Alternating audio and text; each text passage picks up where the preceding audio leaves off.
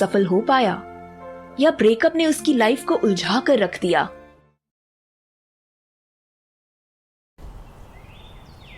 चंडीगढ़ एक बड़ा ही खूबसूरत शहर है।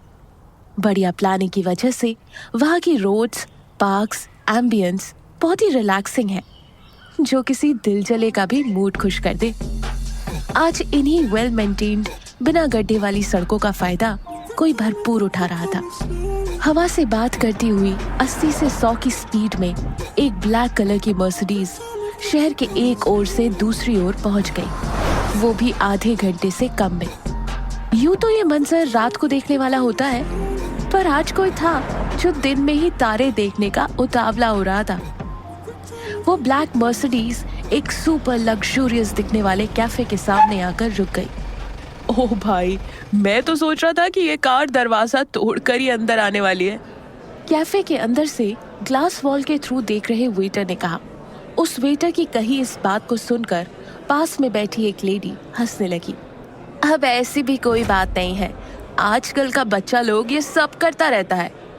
इस यंग एंड प्रीमियम कैफे की ओनर जेनी आंटी इन सब बातों से अनजान नहीं थी, लेकिन अगले ही पल जो हुआ उससे वो वेटर हैरान परेशान सा रह गया। रॉकेट की तेजी से जो कार अभी अभी उस कैफे के सामने रुकी थी, उसके ड्राइवर सीट से एक लड़की उतरी थी। ये नजारा देखकर उस वेटर की बोलती बंद हो गई।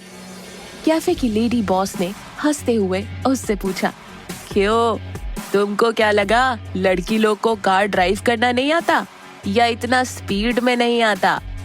कार से उतरी वो लड़की बड़ी कूल लग रही थी। हाई पोनी में बंधे उसके बाल, ऊंचा लंबा कद और चेहरे पर छाई हुई शरारत भरी मुस्कान। कोई भी देखकर उस लड़की की तारीफ करने से अपने आप को रोक नहीं सकता था। मगर कैफे के अंदर तो कुछ अलग ही सीन था। उस वेटर ने डिसअपॉइंटेड होते हुए कहा, मैडम, लड़की?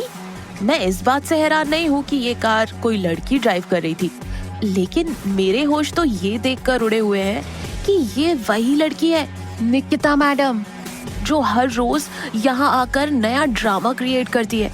हर दिन नए लड़के के साथ आती है और उन लड़कों को नए नए तरीके ढूंढकर बेइज्जत करती है। देखते हैं आज ये मैडम किस बेचारे को लेकर आई हैं। ये कहकर वो वेटर और उसकी बॉस बाहर देखने लगे। ब्लैक फॉर्मल सूट पहने हुए उस लड़की ने पैसेंजर सीट का दरवाजा खोला। अंदर से एक लड़का बाहर आया। उसकी हालत को देखकर उसकी परेशानी का अंदाजा लगाना बड़ा ही आसान काम था।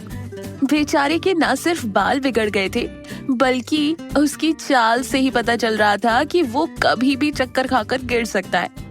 उसने सहारा लेने के लिए अपने सामने खड़ी लड़की का हाथ पकड़ लिया। वो जैसे तैसे करके खड़ा तो हो गया, मगर उसका सिर अभी भी घूमे जा रहा था।